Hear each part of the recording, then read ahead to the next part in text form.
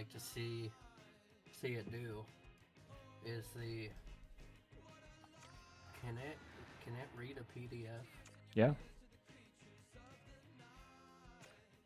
I'd like to see how it does the fancy one that I did for my class. Whatever you want me to send it. If you want me to try sending it to zip and be like, analyze all of these, or if you want me to send it to PDF.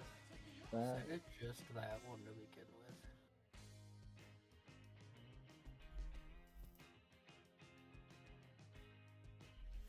What is Fred's Pizza reboot? That's my question. Oh! What is it you want me to have it do to it? The thing you did with the shifter ones. So just analyze and pick out main plot points. Yeah. On November 10th, 2018, I left a comment on Fred's Pizza reboot saying, overall, I think it would be better to just scrap this and start over. Yikes. There are certain things you should take, but overall I think there's too much going in the wrong direction, and starting fresh would give you a good opportunity to craft a nice, organized, coherent story rather than a jumbled mess. Another thing is that you need to figure out the tone of this movie. It has way too many times where I can't tell if it's supposed to be serious or not, and it flips back and forth like a crackhead sometimes. Who is this? This is me writing to you. Oh.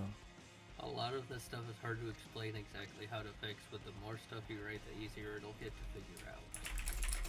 So you basically just told me your work sucks, redo it. Well, one more thing I wanted to mention. I would suggest that you sit down and think hard about each character to get a feel for their personalities and motivations so that you can use that to inform how you write them. This would definitely help in terms of Fred's radical changes in mood and personality, for example. In things like this, characters should always come first. If the characters are not likable and entertaining and relatable, no one will care. Why do I not remember you ever writing this, like, harsh professor to student who doesn't try, but you know that they can? I don't remember this either. By the way, I'm gonna stream. I'm gonna stream for better text readability so you can read it, and I'm gonna start playing the game, but GPT's typing away, so. This script is long. Which one? The one that I wrote that you told me is garbage? Yeah. Question, is it garbage? I don't know, I haven't read it. Are you able to look at whatever I'm streaming you and tell me how that's looking?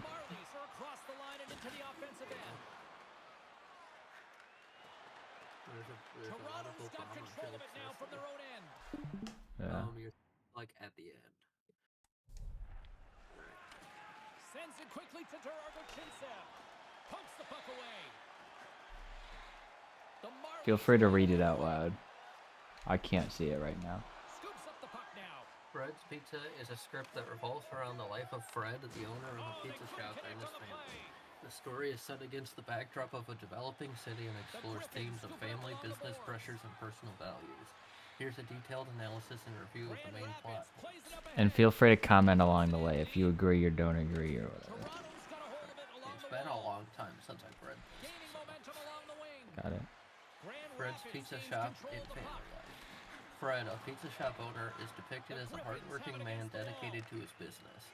He shares a close relationship with his employee Teddy and is shown to be a caring figure in his family, which includes his wife Samantha and daughter Elizabeth. I forgot about Teddy. Yeah, Teddy is Ted's son. More than half the period left to play. The game Okay. is still scored. 2. Development pressure. The script introduces a subplot involving a development company wanting to buy out local businesses, including Fred's Pizza Shop. Fred is adamant about not selling, reflecting his deep attachment to the shop passed down from his parents. Family dynamics and struggles. Samantha, Fred's wife, is struggling with her job as a journalist and desires more engaging life. Their daughter Elizabeth is a typical teenager navigating school and personal life. The script touches on the nuances of their family life, including missed events and financial strains. Conspiracy and sabotage. Fred becomes convinced that the development company is sabotaging his business to force a sale. This includes a staged customer complaint and a break-in at the pizza shop, leading to stolen cash and supplies. Family's response to crisis. The family responds to crisis in different ways. Samantha is skeptical of Fred's conspiracy theory, and Elizabeth wishes her father would sell the business in order to spend more time with the family. Climax and resolution. The script reaches its climax with Fred and Samantha arguing over the future of the pizza shop and their financial situation. It culminates in a family meeting where they discuss whether or not to sell the restaurant.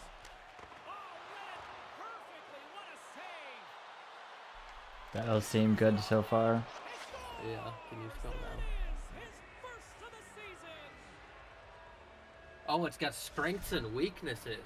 I told it to review. Review, strengths, character development. The script effectively develops Fred as a multi-dimensional character. His dedication to his business and his family's well-being is relatable and compelling. Realistic family dynamics. The portrayal of family struggles, including financial pressures and interpersonal conflicts, adds depth to the narrative. Emotional engagement. The script successfully engages the audience emotionally, particularly through the dilemmas faced by Fred and his family. Weaknesses. Plot complexity. The conspiracy subplot involving the development company might feel a bit far-fetched or overly dramatic in the context of the overall narrative. Pacing. I don't know about far-fetched. That makes me think something will happen. Sorry. Some sections of the script will benefit from tighter pacing to maintain audience engagement. Overall impression. Fred's Pizza presents a heartfelt story about a family, loyalty, and the challenges of small business ownership in a changing world. The script effectively balances personal drama with broader social themes, making it a compelling read. However, refining some of the more dramatic plot points and pacing could enhance its overall impact. Recommendations for improvement. That I did not ask for. Well, let's see what period Well then, throw it at. No, it's good. Second frame is underway as the puck is dropped. Ray, 20 minutes into this one, what do you make of this one so far tonight? Grand Rapids prides themselves in being a possession team. Well, they haven't had it very much tonight. They trail on the scoreboard, and they're going to have to be much better. Balanced realism and drama. While the conspiracy plot adds intrigue, ensuring it remains believable within the story's context is crucial. Focus on character arcs. Further developing the arcs of Samantha and Elizabeth could add more depth to the story. Streamline the narrative. Tightening the script to focus on key moments and conflicts could enhance its pacing and dramatic impact. The Griffins gain possession in their own end. Pass broken up. Holds the puck at the line. Anything you want me to ask it? I'm trying to remember. And they continue to apply pressure here. I think it's at the mansion. I do have my Your notes? my notes from class. That would be interesting to see how it compares.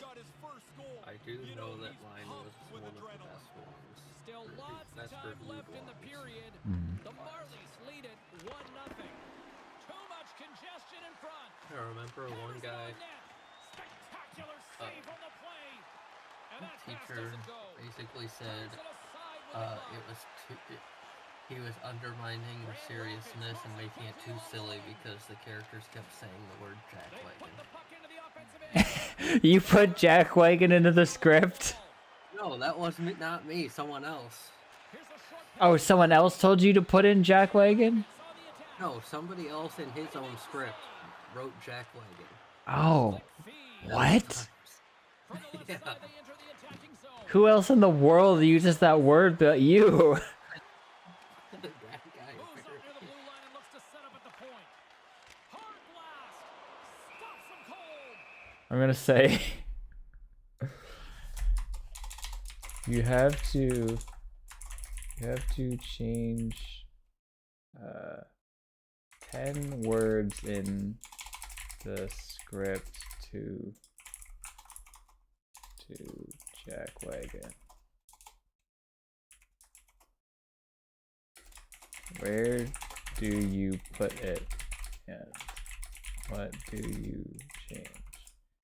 Try to make it fit with that? Would you say undermining the undermining the tone and realism? Is that what you said? The tone and seriousness. And Well, that's part of the serious. tone. Seriousness of the script. Let's see how that adds in jackwagon. Shaw's used to contributing offensively. This pointless streak is not something that you usually see from him. Past the midway mark in this period, the Marlies have taken a 1-0 lead. Toronto's won the faceoff. Let's see. And that's blocked in traffic. Mente's crossed the line and is on the attack now. Oh, what a chance, and it goes sideways. Sends the pass in front. Oh, and they couldn't complete that. Look at that hit. Maybe try to wear down the opponents here. Ooh. Grand Rapids looks to break out in their own end. Handles the puck. Toronto's gained possession along the boards. What a douche canoe. They try to maintain possession inside the defensive zone. Rereading the document, it says. Along the boards by Clifford. Grand Rapids looks to move the puck from their own end.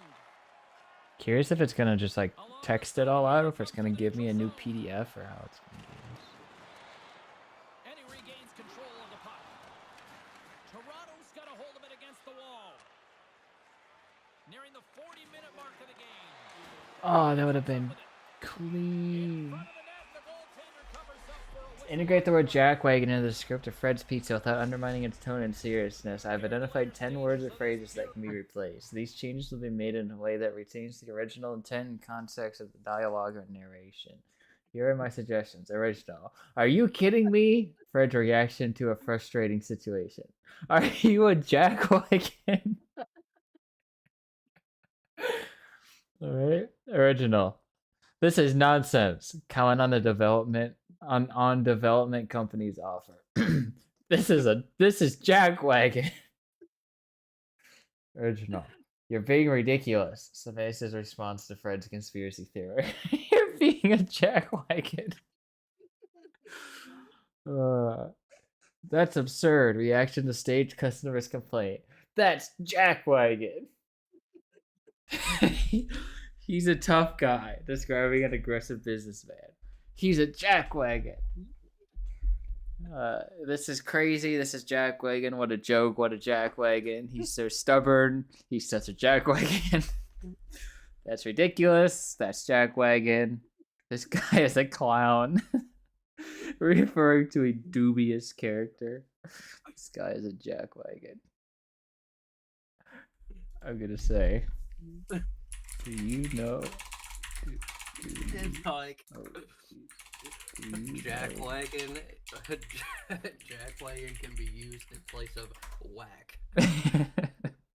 This is whack. This is jackwagon. Yes, jackwagon is a slang term typically used in a humorous or lighthearted way to refer to someone who is behaving foolishly, annoyingly, or incompetently. It's often used to express frustration or exasperation on someone's actions or behavior. The term gained popularity. This man's like, yes, I know what it means, you absolute clown. Here's 10 articles to prove it. The term gained its popularity and broader recognition from the series of television commercials where it was used in comical context. Given its I cannot say that. There's double L's. I'm sorry.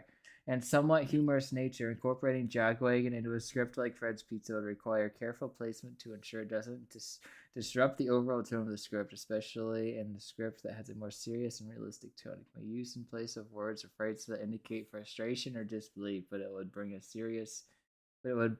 a slightly humorous or sarcastic undertone to the dialogue.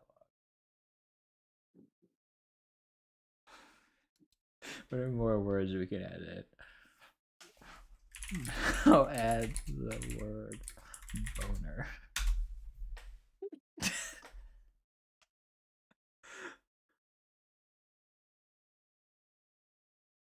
No, that was a stupid mistake. That was a boner. I missed it big time. I pulled a boner there.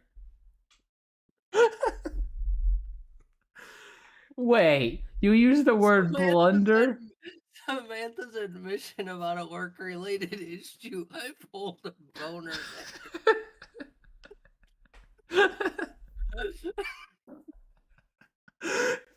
For reaction to forgetting an important event. I can't believe I missed that. Changed. I can't believe I made such a boner. That's my fault. I goofed. That's my fault. I committed a boner. Oh, I gotta use that in something. That is my fault, friend. I have committed a boner. I really dropped the ball there. I really made a boner there. I should have seen that coming. I should have caught that boner. That is not what that means. This error is on me. This boner is on me. I'm in pain.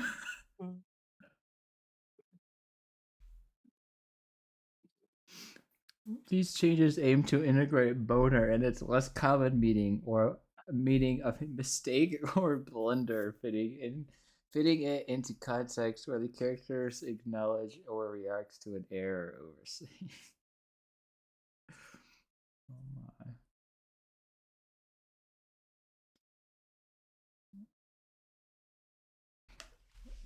Now rewrite the first page. What the heck? The first page, but halfway through, Fred starts talking in French, and people get really confused. Toronto's ahead 1-0. I really hope it still includes Boner and Jack Wagon. Goaltender covers up and we'll get a face-off. Officials. Rewriting the first page of the Fred's Pizza script with a twist that Fred suddenly starts talking in French, causing confusion among characters that would look something like this. Fred, a man in his early 40s with short brown hair, enters to see Teddy, a thin boy in his early 20s wearing glasses, already arrived and preparing dough. Morning, Teddy. Hey, Fred. Fred walks to the kitchen and taps the touch monitor to clock in, then returns to begin helping Teddy cut the dough. You're here early, says Fred. Teddy, you sure? I think I might just be late. I think you might just be late. I think you might just be late. That makes more sense. Fred, you see, one of the benefits of owning this place is I can't be late. If I show up later than usual, it just makes everyone else early. Teddy, that's some solid logic. Guess I was early after all. School still going well? Yeah, I got an A on my biology exam, so that was pretty cool, I guess. You guess? Yeah, I just feel kind of guilty because my girlfriend is in the class with me, and she didn't do as well. Oh, why did that trip me up so much? Does she just need to spend more time studying? Sorry, I just thought of a great use of the word boner. Like, does she just need to spend more time studying, or is she just like me and not a big science person? She was really stressed out because she just found out that the convenience store she works at is closing. It's getting bought out by those developers down the street. Fred, switching to friends. I'm realizing now that I don't know how to read French. Le Français words. I don't even see, like, Spanish and Japanese I can read because I know mostly how the letters are supposed to sound. I have French. I don't have a clue how to Something read else. French. Confused. Fred, I didn't get that. Continuing in French. Notice playful sentences yeah, French words. Looking around bewildered. Fred, why are you speaking in French all of a sudden? Oh, sorry about that, Teddy. Just lost in thought.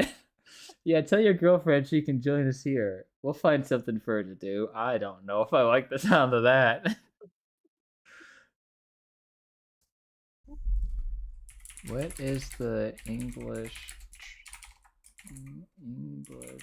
translation? Curious to know what he said. I'm sorry to hear that. It seems like these developers are trying to buy everything in this town. Tell your girlfriend she can join us here if she wants. We can certainly find something for her to do here. It's sad to see all these small businesses disappearing. Alright.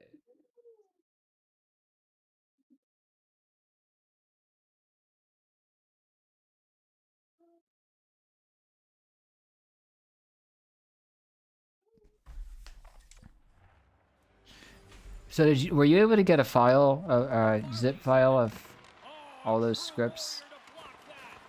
Yeah. What was I supposed to do with it? Can you just send it to me on Discord or something? And there's the horn. 2 down, 1 more to go. Both teams will get a chance to catch their breath. I made a motor. Ready for a big third period next. Uh-oh, File Explorer is not responding. Oh, not this again. Welcome back. James Cebulski ready to bring you all the play-by-play.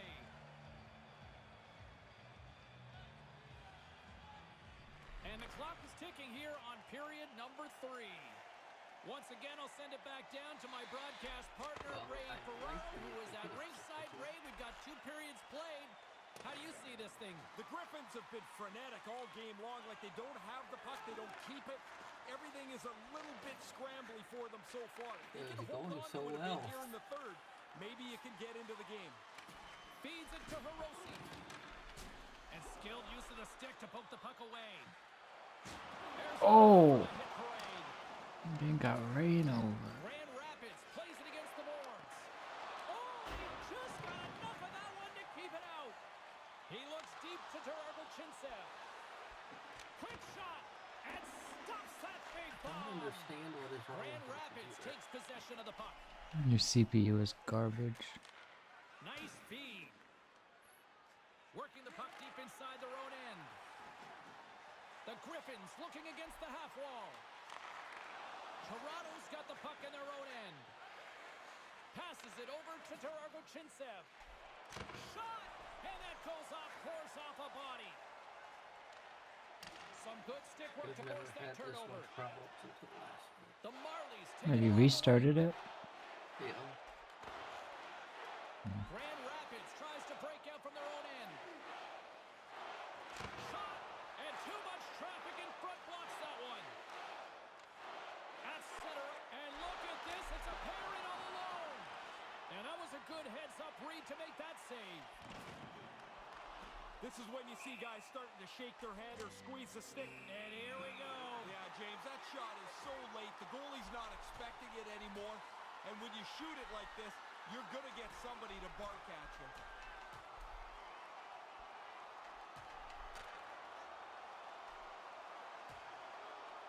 Probably send it to you.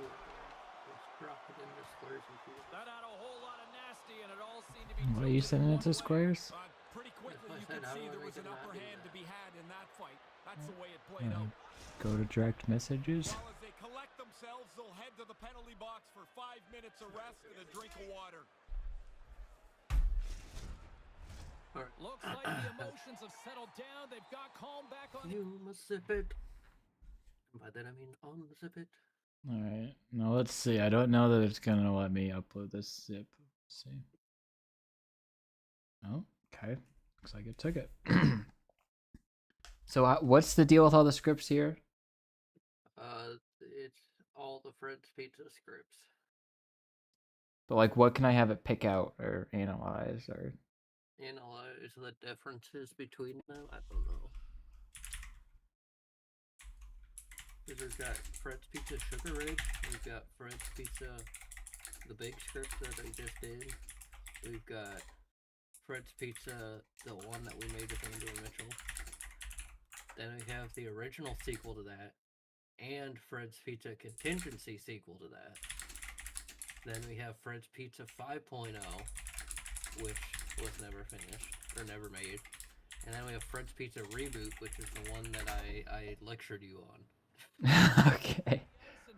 Let's get this puck drop All right. once again. Wait, can do zips. This thing's just nuts. It's like the amount, the little. It takes such little effort to do this. Just send it a zip, that's fine. Send it a PDF, that's fine. Send it a .py file and be like, edit my Python. Sure.